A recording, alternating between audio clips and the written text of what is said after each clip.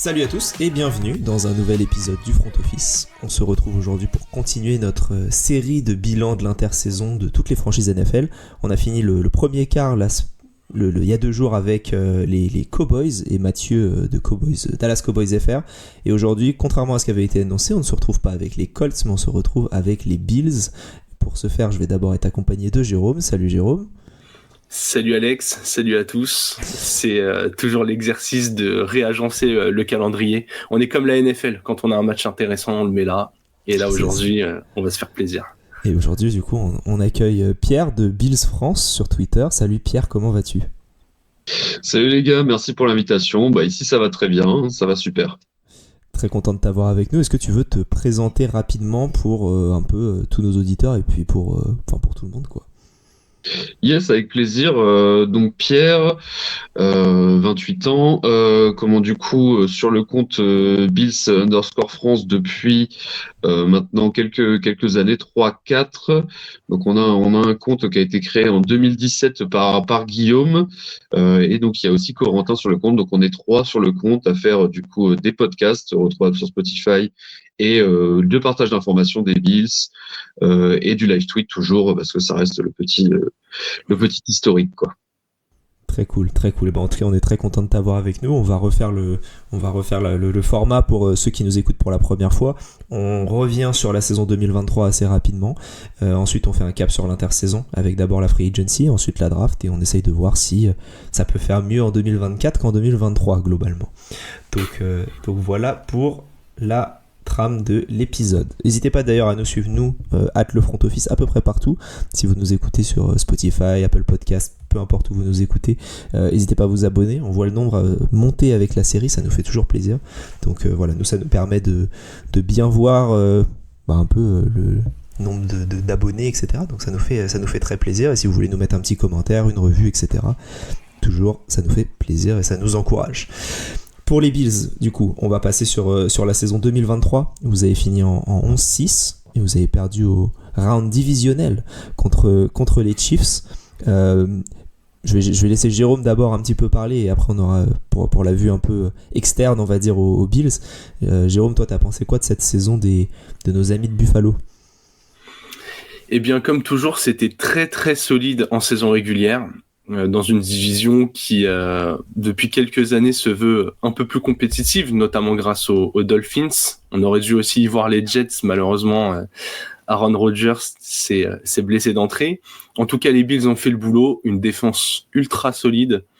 Un Josh Allen, moi, je trouve vraiment qu'il fait toujours partie du top 5 des QB. Il est ultra solide, il fait du bon boulot. C'est pas le QB avec le plus d'armes. Et je trouve que même dans son leadership, il devient meilleur d'année en année. Mais c'est une équipe à qui il manque des petits éclairs de génie. Ça a été très dépendant en première partie de saison de la connexion entre Allen et Diggs. Et malheureusement, une fois arrivé face aux Chiefs en playoff, c'est toujours un peu le même mur que se prennent les Bills. La défense fonctionne toujours très bien, mais il y a ce petit truc en plus côté Kansas City qui fait que je garde un petit goût d'inachevé sur cette saison de Buffalo. Il y a Jérôme qui a pointé du doigt deux choses. Le premier, c'est que Josh Allen est un top 5 QB et pas numéro 5. Bon, petite blague étant dite, pour revenir sur la saison, il y a le point très intéressant que tu as pointé, c'est vraiment la saison en 2 parties. Comment du coup on a été jusqu'à la week 10 en 5-5. Et c'est à ce moment-là qu'on a limogé notre offensive coordinator qui a signé chez les Browns pour l'année prochaine, Ken Dorsey, qui n'est pas un mauvais OC, qui a été capable de dessiner de très bons jeux, mais qui avait un peu plus de mal sur la régularité, sur l'appel des jeux et on avait une équipe qui défie un peu les mathématiques même parce qu'on explosait tout en termes d'EPA par play, de total EPA, c'était incroyable. Donc normalement, avec ça, tu te dis l'équipe elle va rouler un peu sur tout le monde. Mais il y avait la réalité, c'est que la méthode de construction de l'EPA, c'est que plus t'es loin et t'arrives à avancer, plus tu as de points d'EPA qui sont inscrits. Et donc, en fait, on a une équipe qui était très agressive dans notre camp et qui s'arrêtait un petit peu autour des 50, 40 yards et on avait du mal à convertir cela en points. Et si je dois revenir vraiment sur un moment qui était à la fois un moment ultra positif personnellement et pour le compte Bills France, c'était le match à Londres en week 5 contre les Jacksonville Jaguars. Vu qu'on a pu faire une petite sortie avec toute une partie de l'équipe Bills France, enfin non, avec les 3 membres de Bills France plus une partie de la communauté, on a pu se retrouver là-bas et c'était très cool. Mais c'était aussi malheureusement une défaite. À la limite, la défaite pourrait être anecdotique si ça nous avait pas aussi fait perdre Matt Milano pour toute la saison et Daquan Jones, notre autre D-tackle plus au run stopper, ce qui a fait que notre défense a été amputée de 2 leaders pour toute la saison. De même, et ça c'est quelque chose qu'on évoquera un peu plus sur la partie free agency, comment on a joué sans Micah Hyde toute la saison quasiment, et avec un Jordan Poyer qui malheureusement a toujours été efficace, mais on a vu quand même qu'il avait passé cette petite pente pour arriver plutôt sur une descente de la réalisation, alors que bon, c'était ces dernières années, ce duo a été légendaire et je pense quasiment un des meilleurs tandems de safety dans la ligue sur les 5 dernières années. Et donc en effet, du coup, on oubliera cette première semaine contre les Jets avec la blessure de Rodgers des 4 snaps. Et derrière, on arrive à se chier dessus, hein, tout simplement, pour réussir à perdre contre Zach Wilson avec un Josh Allen qui était encore en congé, qui force comme n'importe quoi. Et en effet, après la bye, après un match contre les Eagles qu'on perd en prolongation dans des conditions un peu dantesques, avec j'irais pas dire qu'on doit pas le perdre, mais il y a des drops. Je me rappelle d'un drop de Cook qui a un TD tout fait sur une espèce de wheel route et Cook qui est tout seul et qui la drop et là t'es ah merde, shit. Et derrière, bye week, un peu plus de temps du coup vu que ça faisait seulement 2 semaines que mince pardon, j'ai un trou sur le nom de mon dossier.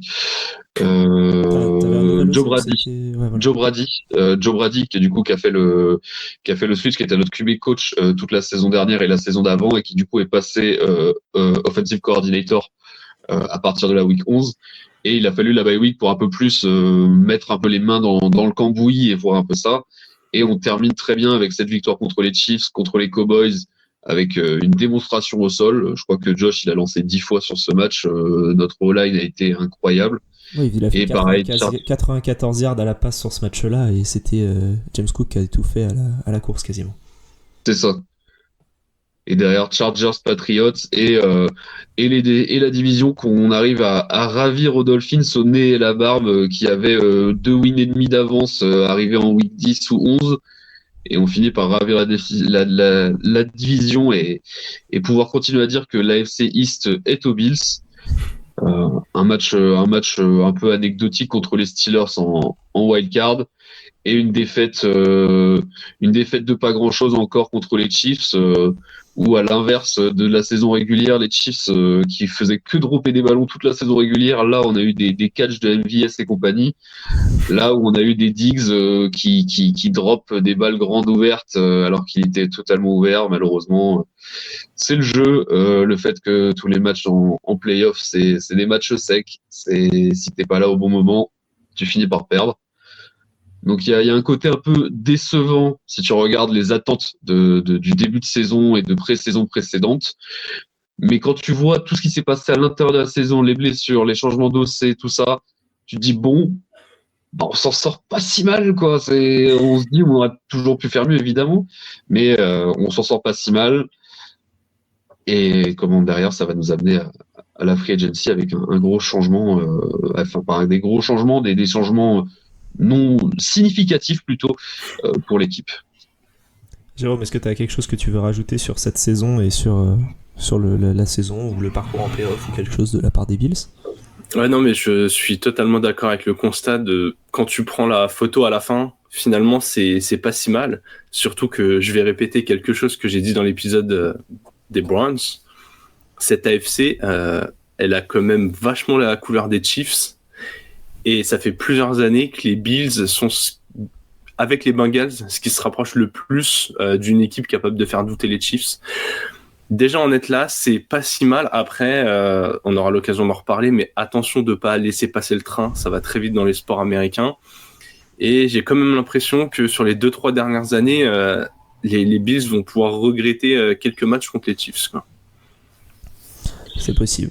Ça va nous amener tout ça du coup à la free agency. Alors la free agency, avant de démarrer, vous aviez 41 millions de cap space à libérer, ce qui a donné des différentes décisions, notamment des trades, des cuts, Tredavious White, Jordan Poyer, Stephon Diggs qui a été tradé, Ryan Bates qui a été tradé. Donc beaucoup de monde qui est parti.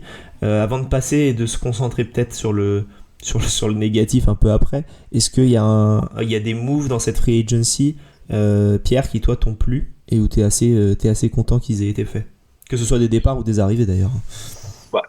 Globalement, j'ai été content de tous les moves. Globalement, j'ai 2 moves qui m'ont plus surpris. Parce que je ne m'y attendais pas. Il y a le cut de Mitch Morse, qui était notre centre depuis 2017.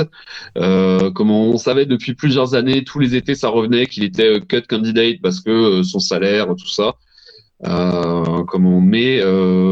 En fait c'était un capitaine, il était tellement important qu'on voyait pas comment faire. C'est quelque chose que je savais pas et que même côté Dallas, apparemment, c'était pas totalement su. C'est Connor McGovern, le left guard qu'on a signé l'année dernière en provenance des Dallas Cowboys et qui a fait une saison exceptionnelle de notre côté au poste de left guard. Apparemment, son poste de prédilection, c'est plutôt centre. Il en a parlé encore aux OTA, il y a moins d'une semaine.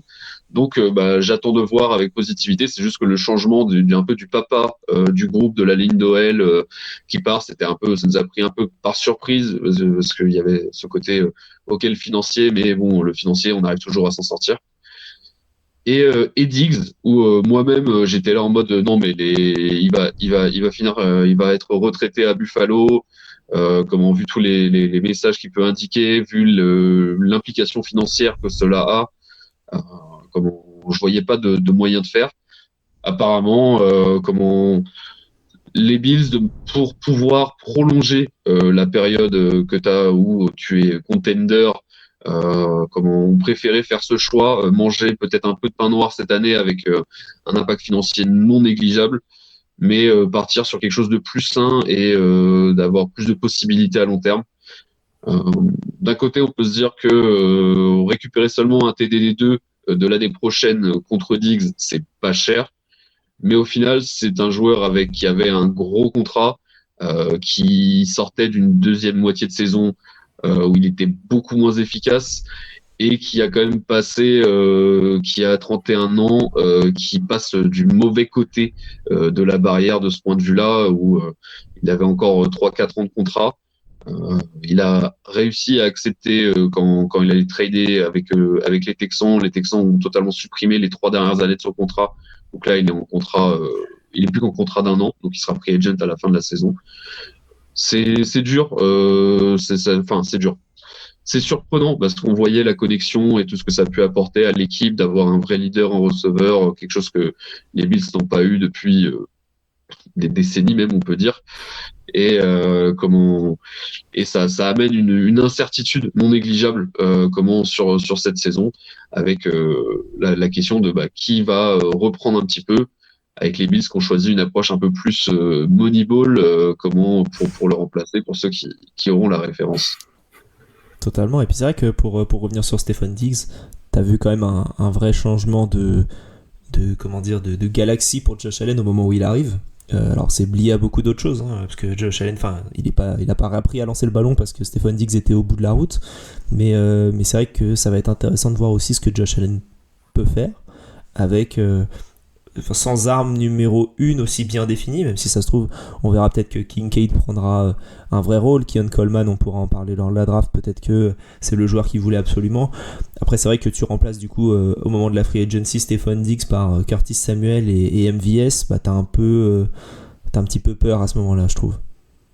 C'est ça, mais pour moi en fait, faut jamais se dire que faut jamais prendre l'un sans l'autre entre la free agency et la draft. Bien sûr. Parce que c'est toute la off-season et c'est quel est ton état actuel en fin de saison et quel est ton nouvel état en début de saison, et c'est là que tu peux un peu plus comparer. Il y a un downgrade au niveau receveur, c'est sûr. Est-ce que ça impliquera un downgrade au niveau de notre jeu aérien? Je ne suis pas totalement sûr. Il y aurait pas un downgrade significatif en tout cas. Ouais. Jérôme, est-ce que toi tu veux parler de certains moves de la free agency qui te soit t'ont plu, soit t'ont pas plu, enfin dans l'ordre que tu veux, fais-toi plaisir. C'est marrant, mais en préparant l'épisode, j'avais les deux mêmes noms que Pierre. J'avais mis du côté un peu favori, c'était le départ de Diggs, parce que oui, Buffalo perd son arme numéro 1 en termes de talent. En revanche, son côté diva, c'est pas la première fois qu'on en parle, c'est pas la première fois qu'on le ressent. Il y a de la dead money sur 2024, mais derrière, comme l'a très bien dit Pierre, ça te libère de la place pour l'avenir. Et Josh Allen a encore du temps devant lui. Et franchement, là où j'ai envie de pondérer un peu, c'est que moi, quand je regarde cette room de receveurs, je suis plutôt rassuré. Alors oui, il y a plus d'aussi gros noms, mais je trouve qu'il y a une profondeur comme on en voit rarement.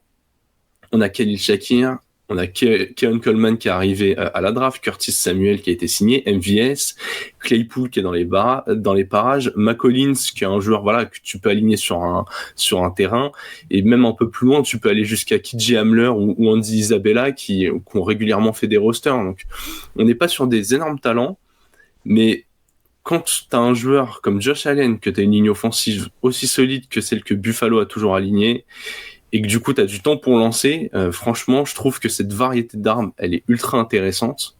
Et j'ai du coup souligné la ligne offensive. Je suis d'accord, Mitch Morse pour moi c'était un départ à ne pas faire. Malgré la monnaie qu'il libère, son apport en talent et en expérience vaut même bien plus que l'argent qu'il libère. Donc je regrette un peu ça, surtout que c'est la grosse force des Bills, quoi. Cette ligne offensive, je trouve que depuis 2 ans, elle est assez incroyable. Derrière, t'as enfin un coureur solide et que t'as envie d'installer en James Cook. Je pense qu'il fallait garder tous tes atouts à cet endroit-là. Je rebondis rapidement sur les receveurs. Je suis d'accord avec toi sur le fait qu'il y ait une vraie profondeur. Après, ils en ont quand même perdu 4 titulaires. Enfin, ou du moins assez haut. Ouais, mais tu vois. Sherfield qui est parti, Diggs qui est parti, Gabriel Davis qui est parti, Deontay Harty qui est parti. T'enlèves Davis pour MVS, globalement, t'as 2 tout droits qui dropent un ballon sur 2 et qui de temps en temps font une réception de 80 yards. Quoi. Ouais. Non, moi, c'est plus dans les habitudes, etc. Oui. Où il y aura peut-être un petit temps d'adaptation. Mais sinon, je suis assez d'accord et voilà. Donc, Pierre, je te laisse rebondir si t'as envie de rebondir sur ce que Jérôme m'a dit. Non, mais il y a deux sujets. Il y a le sujet du coup receveur et O-line sur lequel on pourra parler. Sur le sujet receveur, il y a le côté la connexion Curtis Samuel avec Joe Brady et Joe Brady qui était aussi OC à Carolina quand Curtis Samuel a fait sa meilleure saison où il était aligné avec beaucoup de jet sweep, beaucoup de jeux même en tant que quasiment running back et impliqué un peu partout, un peu à la Dibo. Genre vraiment, je mets des guillemets, mais dans cet esprit d'utilisation un peu partout sur des tracés courts, intermédiaires et même longs, parce que déjà on oublie, mais Curtis Samuel reste assez jeune parce qu'il est arrivé très très jeune en NFL. Et bon, j'imagine qu'il a pu sa vitesse de quand il est arrivé, mais c'est un mec qui a signé du 4.33 au 40 yards quand même. C'est pendant longtemps, on s'était dit peut-être qu'on va aller chercher un mec très rapide, machin, pour essayer de stretch un peu cette défense. Mais voilà. Sur les départs de Sherfield et Deontay Harty, moi, c'est 2 joueurs en qui j'avais énormément d'espoir l'année dernière, parce que Sherfield, je l'avais toujours bien aimé, que ce soit aux Niners ou aux Dolphins, et les retours étaient très positifs sur l'humain en plus de ça. Et Deontay Harty, on a tous vu comment aux Saints être capable de vraies belles choses. Et malheureusement, ça n'a pas matché, ça n'a pas fonctionné. Il y a quelques petits flashs dans la saison évidemment, mais leur perte ne nous paraît pas. J'ai encore une fois, je vais avoir que ce mot dans la bouche sur toute cette preview, mais ne nous paraît pas significatif, quoi, clairement. Ouais. Et MVS, de toute manière, il va dropper des balles toute la saison, mais du moment qu'on arrive en playoff, il arrive plus à dropper, je sais pas pourquoi, mais du moment qu'il arrive à ce moment-là et qu'il fasse les bons catchs à ce moment-là, vas-y, je vais te détester pendant la saison, mais je t'acclamerai à ce moment-là. Ce sera le Jimmy Butler de votre équipe. C'est en saison régulière tranquille, mais en playoff, par contre, ça devient Michael Jordan, quoi.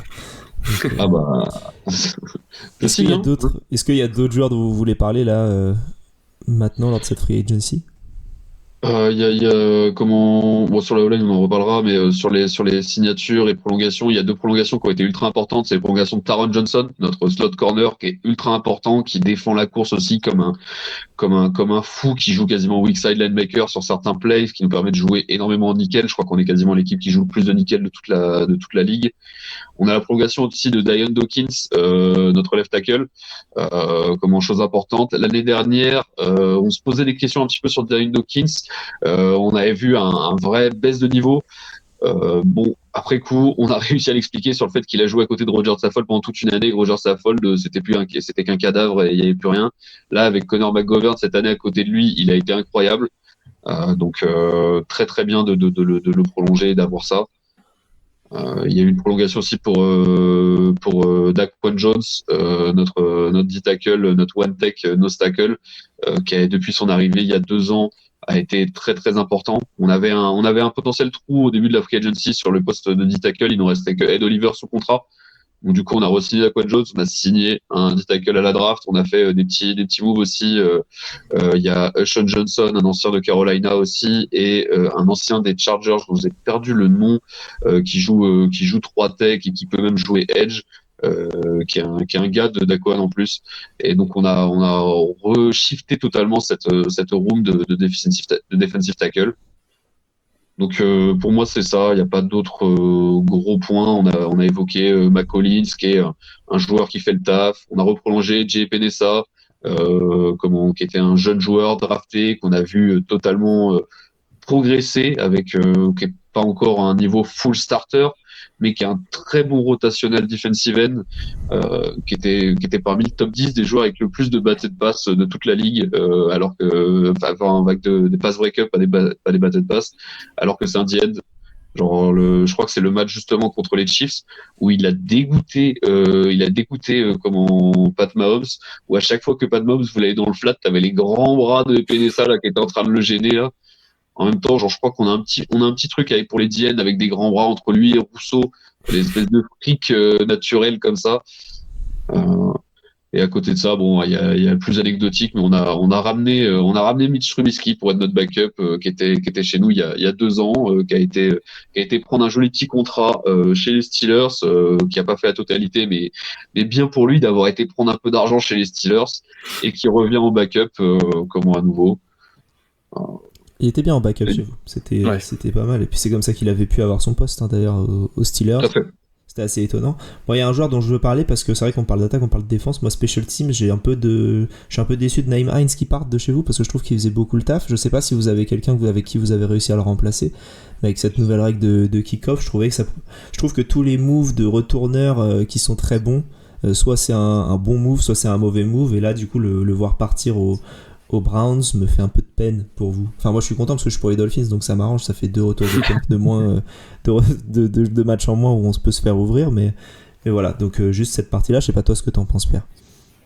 Nyheim, en fait, le problème, c'est qu'il a pas joué du tout de la saison dernière. En fait, pour information, il s'était rupturé les ligaments croisés. Du coup, ouais, bien sûr. C'est ça, il s'était fait les croisés sur un accident débile où il n'est pas responsable de jet ski, où quelqu'un lui est rentré dedans et ça lui a fait les croisés. Il y a quelqu'un qui l'a pris en perpendiculaire, malheureusement. Parce que oui, quand tu repenses à l'année d'avant ou juste après l'incident avec Damar Hamlin, premier match qui suit contre les Patriots. Et premier kick-off, boom, kick-off return TD de Nyheim Hines. C'était les émotions. Sur le remplacement, comment on a drafté à la draft un cornerback qui s'appelle Daquan Hardy, qui est un slot corner mais qui est aussi un excellent retourneur à Penn State. Okay. En plus de ça, on a Shakir qui peut le faire. Comment ça se voit, ça va peut-être utiliser les running backs aussi pour le faire. On a un James Cook, si tu le mets dans l'espace avec sa vitesse, ça peut faire vraiment des dégâts. Enfin, je vais pas parler à un fan de Miami d'un running back rapide que tu mets dans l'espace, les dégâts que ça peut faire. Tu connais, hein, donc ouais, je vois très bien. On en a repris un de plus là parce qu'on en avait pas assez, mais. Ah bah, dans le genre des look-alike aussi, vous êtes pas mal dans ce genre-là. Clairement. Le problème c'est qu'on leur donne les mêmes contrats aux joueurs qui se ressemblent, donc c'est un peu le souci. Donc déçu de son départ par l'impact affectif et émotif de ce qu'il y a eu après une ACL où il n'était pas du tout revenu sur un contrat à plus de 5 millions pour un running back qui serait pas le lead running back, qui serait plutôt un asset de special team. C'était pas un bon mot financier de le garder. J'avais oublié le détail des croisés. C'est peut-être pour ça. Pas de souci. Un tout petit détail, hein. C'est pas grand chose. Un running back, les croisés, un running back. Un genou près. 28 ans, les croisés, running back. Ouais, c'est vrai que t'as pas envie de le payer très cher, je pense. Ok. Bon, bah, ça va conclure la partie free agency et je vous propose qu'on passe du coup à la draft. Alors on va récapituler. Je vais faire une liste de tous les choix pour ceux qui les ont pas en tête et ensuite on pourra en parler. Du coup, au deuxième tour avec votre premier choix, du coup, puisque vous aviez trade down avec plusieurs équipes. Vous avez récupéré Keon Coleman, un receveur de Florida State. Au pick 60, Cole Bishop, un safety de Utah. Au troisième tour, avec le pick 95, Dwayne Carter, defensive tackle de Duke. Quatrième tour, 128, running back Ray Davis de Kentucky. Au cinquième tour, vous avez pris 3 joueurs. Cedric Van Pran, un center de Georgia. Edefouane Ulofoyu, linebacker de Washington, Javon Solomon, D-end de Troy. Au sixième tour, 2 joueurs, un offensive tackle Tylan Grable de UCF, Diquan Hardy dont tu viens de parler, le cornerback de Penn State, et au septième tour, Travis Clayton, un offensive tackle mais qui jouait avant au rugby à Hampshire. Donc voilà un peu les différents choix, ça en fait 1, 2, 3, 4, 5, 6, 7, 8, 9, 10. Une belle draft. Globalement, qu'est-ce que toi t'as pensé de cette draft sans nécessairement rentrer dans tous les choix? Je sais pas à quel point tu suis le college football en profondeur, mais voilà, n'hésite pas. Je suis pas mal et j'ai oublié de dire un truc sur la free agency, mais qui du coup va orienter mon propos sur cette draft. C'est qu'aussi un point qu'on n'a pas signifié sur la free agency, c'est du coup le départ de Jordan Poyer et Micah Hyde qui est toujours dans l'optique de peut-être prendre sa retraite. Là, il est toujours free agency. Il a dit genre soit je joue au Bills, soit je prends ma retraite. Donc on est un peu dans l'expectation. Mais du coup, ça a fait qu'on avait ce need au poste de safety qui était vraiment important. On a Taylor Rapp, on a signé Mike Edwards, mais on n'avait pas de vision long terme. Et on a signé ce que certains considèrent voire le ou le deuxième meilleur safety de la draft avec Cole Bishop de Utah en fin de deuxième round. Genre globalement, donc ça étant dit, moi je suis très fan d'absolument tous les picks de cette draft. Keon Coleman n'était pas mon receveur favori, je pense que comme tout le monde. Et puis on s'est beaucoup monté le bourrichon à l'intérieur des Bills, à se dire bon, en fait avec ce trade de Diggs avec le deuxième pick là, si on envoie notre premier de l'an prochain, vu qu'on a 2 deuxièmes, on peut peut-être monter très haut pour aller chercher un Nabers ou machin, tout ça. Genre, aller regarder parce qu'il y a mathématiquement, on pouvait monter avec les compensations de trade, genre sur les pics 8-9 à peu près. Donc on était en train de se dire bon, il y a un monde où Odunze, Nabers. Au final, on a trade down 2 fois. Rien à voir. Mais je vois ce qu'on peut en faire. Genre ça, il a un gabarit un peu X prototype. Comment a été vraiment important, que ce soit à Michigan State où il était avant et à Florida State. En plus, l'humain est incroyable. Je pense qu'on a tous vu passer cet été toutes les petites brindilles d'informations sur Keon Coleman où il était vraiment trop drôle avec ses cookies, avec sa veste jaune de Macy's là. Franchement, c'était très drôle et en tout cas sur Twitter, ça a bien fonctionné. Donc un need non négligeable et en plus les Pats le voulaient, donc le prendre juste devant les Pats, c'est faire un petit gros doigt d'honneur aux Pats, ça fait toujours plaisir quand même, hein, tant qu'à faire si on peut se faire plaisir et embêter les autres. Et derrière, le trade down, il y a certains qui vont dire oui, mais pourquoi vous avez trade down avec les Chiefs? Vous avez permis aux Chiefs de prendre Xavier Worthy au pick 28, mais Xavier Worthy n'était pas une target chez nous. On n'avait pas de 3e tour. Avec ce trade, on a récupéré un 3e tour. Qui nous a permis de prendre un ticket pour le futur avec Dwayne Carter, qui va être un très bon 3-tech, qui sera là pour backup à Ed Oliver. Le reste de la draft est très très bon. Ray Davis, qui a des très bonnes mains pour un running back puissant. Genre si vous regardez le match Kentucky-Florida de l'année dernière où il met 300 yards au sol, 4 TD, c'est du grand n'importe quoi. Cédric Van Pran, le centre de Georgia, qui moi je l'aimais beaucoup. Je pensais qu'il allait se présenter à la draft l'année dernière déjà. Il est retourné à l'école un an de plus et c'était déjà une target à ce moment-là. Genre en fait il sort de blessure là, donc c'est pour ça qu'il a glissé parce que pour moi c'était un day two player. Genre il est vraiment fort, efficace. Il manque peut-être un tout petit peu de dynamisme, enfin pas de dynamisme, mais d'athlétisme plutôt.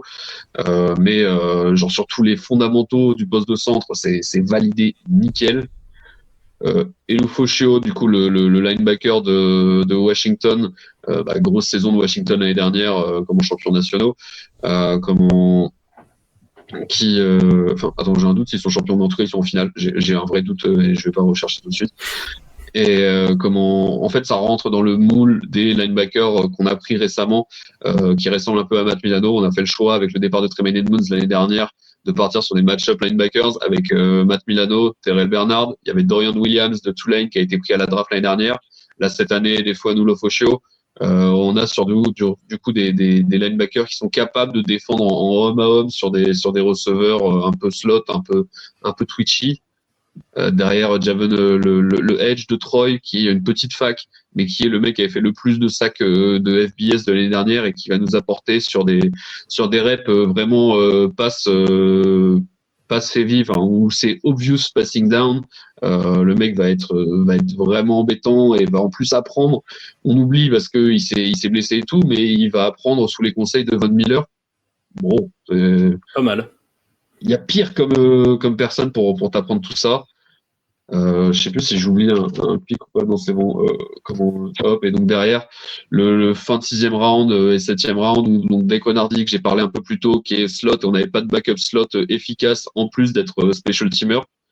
Et par contre les deux offensive tackles, donc Talen Grable et Travis Clayton, qui sont deux potentiels physiques, les deux sont des espèces de monstres et qu'on va voir pour développer.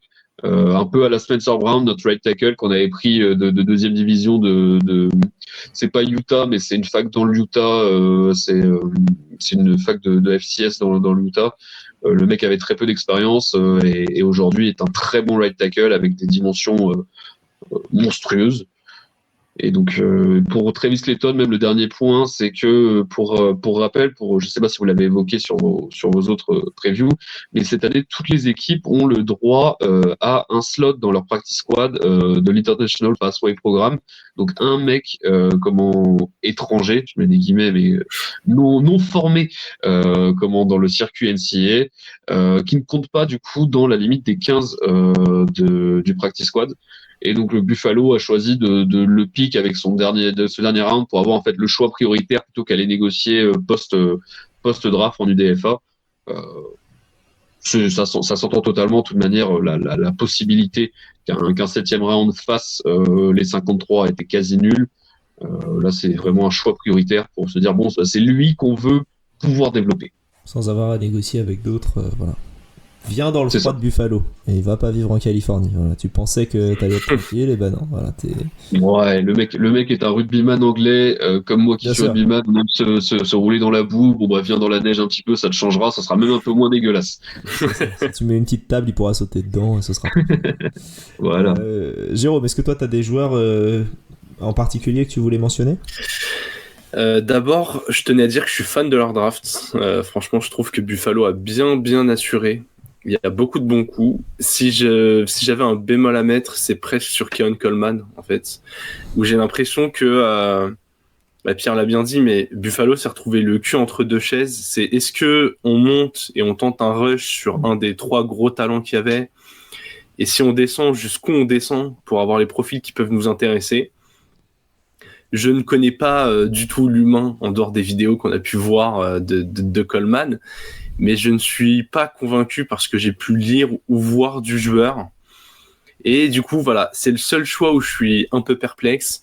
Mais c'est vrai qu'avoir pu récupérer un 3e tour qui s'est transformé en Dwayne Carter dans ce trade down, rien que pour ça rend le move un peu plus un peu plus acceptable. Et c'est un move en 2 parties en plus, parce que tu descends Ouais. avec les Chiefs. Bon, là, tu peux éventuellement contester pourquoi tu fais avec les Chiefs, etc. Moi, celui avec les Panthers, je le trouve fabuleux. Enfin, je sais pas la compensation exacte de ce qui a été pris en plus du Je l'ai plus en tête.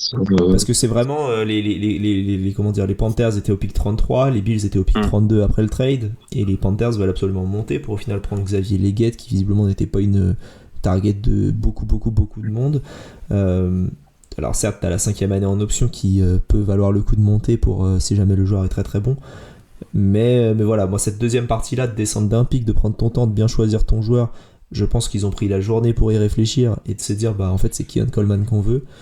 Je me dis, bon bah ok, attendons de voir ce que ça peut donner. Et j'ai hâte de voir cette partie-là. Et j'ai aucun move vraiment négatif, moi, dans cette draft, pareil. Ouais. J'ai l'impression que tout a du sens. Et prendre une machine pour jouer tackle qui joue du rugby, je trouve ça intéressant de voir en gros comment est-ce que tu peux le former.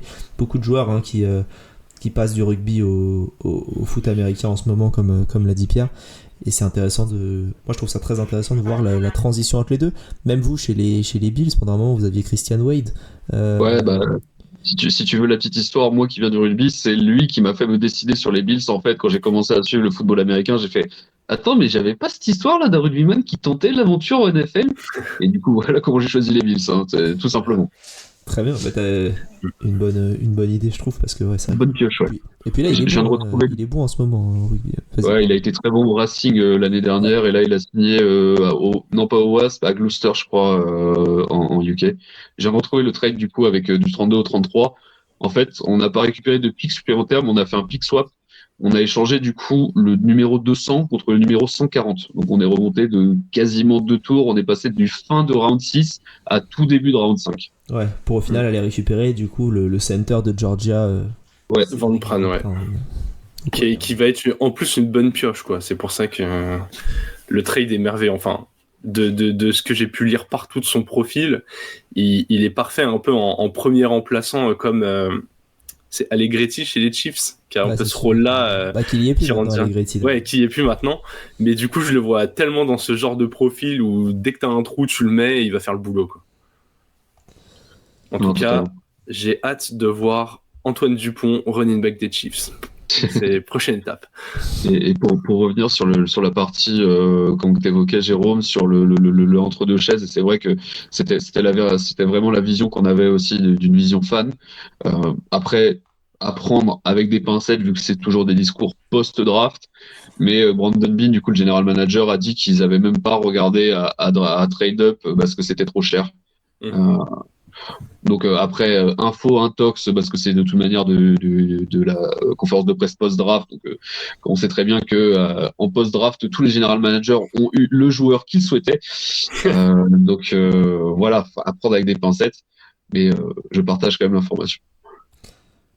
T'as bien fait, tu fais bien. Et puis après, si tu penses que Keon Coleman peut t'apporter 90% de ce qu'un Odunze aurait pu t'apporter, bah autant pas lâcher 2 deuxièmes et ton premier. La partie intéressante aussi avec Coleman, quand même, c'est qu'il apporte quelque chose qu'on n'avait absolument pas en termes de profil de receveur, que ce soit l'année dernière ou cette année dans la room. Il est singulier de ce point de vue-là. Comment un receveur un peu physique, qui a des mains, très bonnes mains. Ce qui a été aussi le problème l'année dernière, comme pour les Bills, que ce soit durant la saison ou en playoff. Comment avoir un main avec des mains un peu plus sûres. Maintenant, on se retrouve avec un trio de tête, Coleman, Kincaid, Shakir, qui tous les deux sont à plus de 95% de catch. Bon, ça devrait peut-être diminuer un petit peu les drops stupides. Top. Je pense qu'on a fini sur la draft, à moins que vous ayez quelque chose que vous vouliez rajouter. Non. C'est bon pour moi. Pierre, tu parlais que une off-season, ça se décide en fonction de la free agency de la draft et de voir un peu ce qu'on peut faire, ce qu'on fait lors des deux. Est-ce que tu trouves que comment est-ce que tu évalues cette intersaison du côté des Bills? Est-ce que tu trouves que les différents besoins avant d'arriver en off-season ont été comblés Alors, ça va être un peu bizarre dit comme ça, mais je trouve que les Bills ont fait une excellente intersaison, quand bien même les Bills sont un peu moins bons en ce début de saison que l'année dernière. c'est en fait d'un point de vue financier, d'un point de vue futur et d'un point de vue prolongé, la fenêtre d'être contender pour les Bills, il a fallu genre rétrograder un petit peu, genre passer de sixième à cinquième pour pouvoir repartir et remettre la sixième ensuite. Comment j'avais même très peur d'une saison quasiment noire cette saison, avec tout ce qu'on voyait arriver par rapport à ça, que ce soit financier, que ce soit les départs, que ce soit les choix. Et au final, je me dis, bah en fait, il y a vraiment encore moyen qu'on soit là. C'est clair qu'on ne sera pas aussi favori qu'on a pu l'être les 2 dernières saisons. On sera derrière un bon trio Bengals, Chiefs, comment Ravens, qui seront vraiment le top 3 AFC en termes, en tout cas en termes pronostiqués. Mais derrière, je pense qu'on n'a pas à rougir face Chargers, Jets, Dolphins. On est dans ce haut de deuxième groupe qui, franchement, ne feront jamais plaisir à qui que ce soit de tomber dessus tous les dimanches. Jérôme? Écoute, je suis assez d'accord avec l'analyse. Le niveau de talent est peut-être plus bas. Moi, j'ai envie de dire les besoins ont été comblés puisque il y a de la profondeur. Financièrement, même si là en 2024 ça impacte, la situation s'est améliorée et c'est un peu trop orienté résultat ce que je vais dire. Mais en fait, j'ai l'impression que si dans cette attaque, parmi le corps de receveurs, Titan compris, un facteur X arrivait à vraiment émerger, ça pourrait vraiment faire basculer la vision qu'on a de cette intersaison. Si, comme Pierre le disait, un Curtis Samuel retrouve un système qu'il connaît bien et que ça tourne hyper bien, si un Khalil Shakir, en fait, ça devient Edelman, ou si Kincaid se met à... Quand tu plisses les yeux, tu vois Travis Kelce, bon, bah, très très vite, ça va commencer à devenir intéressant. Mais voilà, ça va vraiment dépendre de ce côté X-Factor parce que j'ai aucun doute sur le fait que la O-line continuera à faire son boulot. J'ai aucun doute sur le fait que James Cook va confirmer, que Josh Allen va continuer à faire le boulot, que la défense sera toujours aussi solide. Mais voilà, dans les matchs qui comptent, c'est est-ce que va y avoir ceux ou ces joueurs qui sont capables de faire une diff comme a pu le faire Stefon Diggs pendant longtemps. Il y a beaucoup d'intersaisons en ce moment où tu prends des... Comment dire, t'as du salary cap où là on a parlé, 41 millions, donc effectivement c'est compliqué de faire de la place et d'être meilleur la saison prochaine. Mais c'est vrai que l'intersaison est assez intéressante. Qu'est-ce que vous voyez du coup comme... vous avez fait 11-6 la saison dernière, est-ce que tu vois une amélioration? Est-ce que tu vois un statu quo entre guillemets au niveau du bilan? Et est-ce que tu attends surtout les playoffs? Donc du coup, par rapport au bilan, comme l'année dernière, du coup, on fait 11-6 et ça me paraît quand même très compliqué de faire, enfin très compliqué. Ça sera complexe de maintenir ce bilan ou même de faire 12-5, qui je pense sont le max qu'on peut attendre des Bills l'année prochaine, parce que on a un calendrier qui est vraiment horrible, qui est très complexe avec que des gros noms. Il y a pas de match facile sur cette saison. Mais pour autant, je pense qu'on a quand même un plancher qui fait qu'on arrivera quand même à 9 victoires. Donc ensuite, c'est tous ces matchs un peu coin flip, qu'est-ce qu'on va faire. Si on peut éviter d'être totalement décimé par les blessures comme ces dernières années, comme pour rappel, depuis 3 ans, on a Tredavious White qui a pris croisé into tendon d'Achille. On a eu Von Miller qui a été blessé. On a eu Micah Hyde qui a eu un tassement des vertèbres, donc du coup qui a dû avoir une fusion des vertèbres réparatrices. Milano qui s'est fracturé le plancher tibial. Daquan Jones qui a loupé toute la saison aussi. Enfin, tous les leaders, malheureusement, ont pris des absences non négligeables. Et au final, genre, il y avait cette stat qui était sortie, genre, je crois que le trio Matt Milano, Tredavious White, Von Miller, à l'heure actuelle, alors que ça fait bientôt 3 saisons que Von Miller est là, ils ont joué un seul match ensemble. C'est frustrant, mais c'est aussi le jeu, quoi. Mais c'est quand tes leaders tombent au combat, bah, c'est toujours plus compliqué. Je pense qu'on aura une saison correcte. Potentiellement, on peut faire des miracles. Pour moi, je nous vois en wildcard avec 10 wins, un 17, quelque chose comme ça. Je pense que c'est ça le bilan qu'on va réaliser. Jérôme, t'en penses quoi toi? Je dirais pas mieux, j'avais 17 en tête. Et j'ai l'impression que la saison se poursuivra jusqu'à ce que tu croises la route des Chiefs en playoff, quoi. Je pense que malheureusement, l'année prochaine, tu n'as pas encore les armes pour les faire tomber.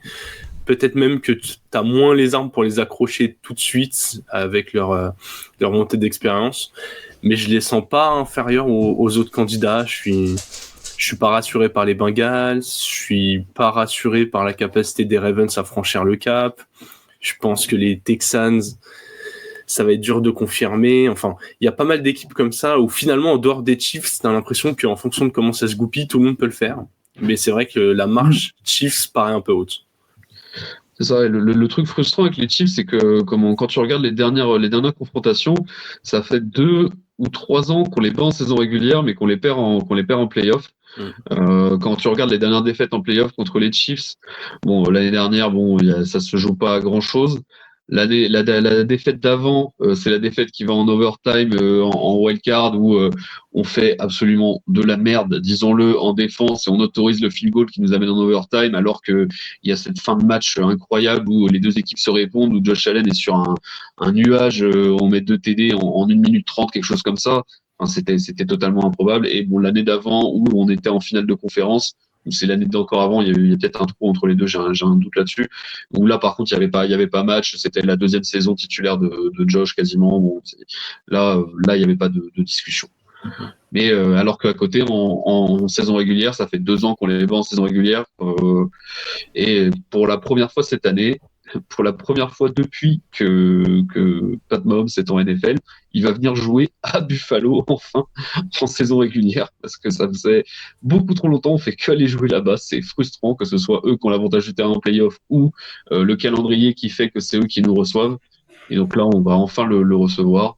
Bon, il y avait eu un coup pendant la saison Covid, mais il n'y avait pas de fans, ça compte pas, et on sait que les fans de Buffalo sont expressifs, pour ne pas dire autre chose. Ce sera une petite revanche pour le match de playoff de cette année où il est venu et il vous a battu. C'est ça.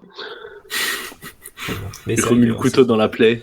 Non, pas du tout. Mais c'est vrai que c'était même rare pour lui de faire des matchs en playoff à l'extérieur. Et là, il est. Ouais. Donc c'était. C'était l'occasion entre guillemets, quoi. Moi aussi, je partirais sur un 17, peut-être un 9-8, parce que je pense que à la fois les Bills, vous êtes un peu affaiblis, pas énormément, mais je pense qu'il y aura un petit temps de rodage, et je pense que les franchises à côté, les Dolphins, c'est aussi bien, si ce n'est un peu mieux, et les Jets, on espère avec Aaron Rodgers, ce sera mieux. Donc voilà, je pense que la division, et les Patriots, j'en parle pas, mais ils sont en phase de rebuild depuis 6 ans. Donc je pense qu'ils vont continuer tranquillement sur cette petite phase. Mais voilà, donc je pense que avec une division un peu plus dure, une AFC un peu plus compliquée, j'ai pas regardé le planning particulièrement de ce que vous faites, mais je crois que tu avais dit qu'il était assez difficile.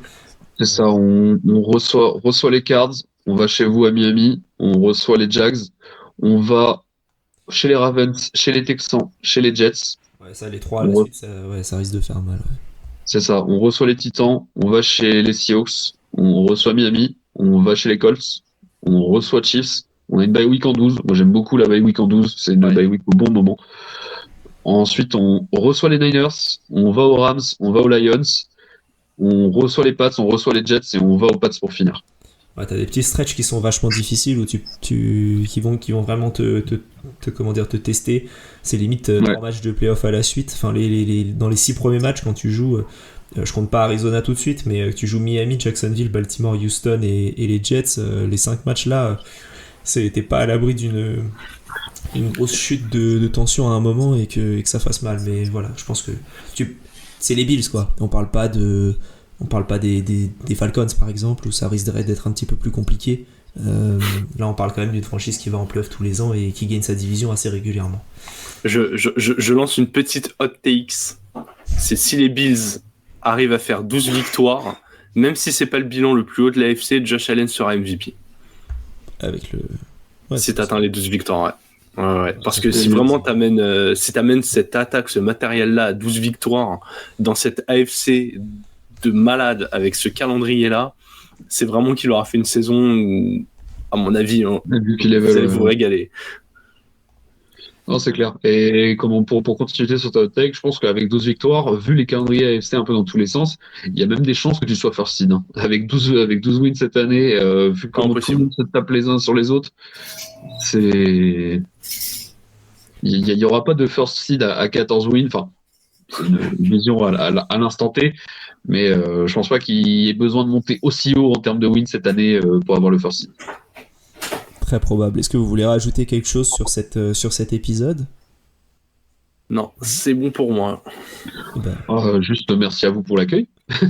merci à toi, Pierre. On peut te retrouver, on rappelle, sur Twitter notamment, @BillsFrance. Est-ce qu'il y a un autre endroit où on peut t'écouter? Tu nous as parlé d'un podcast. C'est ça, et donc du coup notre podcast qui est sur Spotify, pardon, c'est Big Baller Bills, donc BBB, pour reprendre la petite blague avec Brandon Bean où il y avait comme un employé qui avait fait hey, c'est Big Baller Bean, donc on a continué un peu sur cette petite joke, comme connu du monde des Bills. Très bien. Et ben, en tout cas, merci encore une fois d'être venu. Ça nous a fait très plaisir de pouvoir parler des Bills. C'était top. Faut que je regarde le prochain épisode pour que je puisse en parler. Mais en attendant, vous pouvez nous suivre sur Twitter @lefrontoffice, Instagram pareil, youtube.com si vous voulez voir nos têtes /lefrontoffice, où vous pouvez voir tous les épisodes exactement pareil. On va essayer de faire plus de contenu sur YouTube pour la saison prochaine. Donc n'hésitez pas à mettre un petit follow là-dessus et pas forcément d'activer la cloche parce qu'on va pas non plus déconner, mais voilà, si vous pouvez nous suivre, ça nous fait plaisir. Et voilà, le prochain épisode, on espère que ce sera les Colts, du coup. On en parlait lors de l'épisode précédent. Normalement, ce sera bon. C'est juste, est-ce qu'on arrive à caler encore un autre épisode entre? C'est toute la question. Mais l'épisode des Colts ne bouge pas, donc vous aurez ça bientôt, d'ici 2 ou 4 jours. Jérôme, merci d'être venu également. C'est cool. Avec plaisir, hein. Écoute, on reprend le rythme tranquillement, donc on s'amuse bien. Je fais que des équipes de l'AFC pour l'instant. C'est ça. Et on verra pour le prochain. On va essayer de te caler sur une équipe de NFC alors. Comme ça, en même temps, il préfère aller venir voir la meilleure conférence, quoi. C'est normal. Ouais, exactement. On joue en Ligue. Il est fan des Titans, lui. Donc voilà. Je regarde l'AFC mais d'en bas, comme ça, genre. Merci à tous les deux. Merci à vous d'avoir écouté. On vous souhaite à tous une bonne journée, bonne fin de journée, bon début de soirée, bonne fin de soirée. Et vive le football.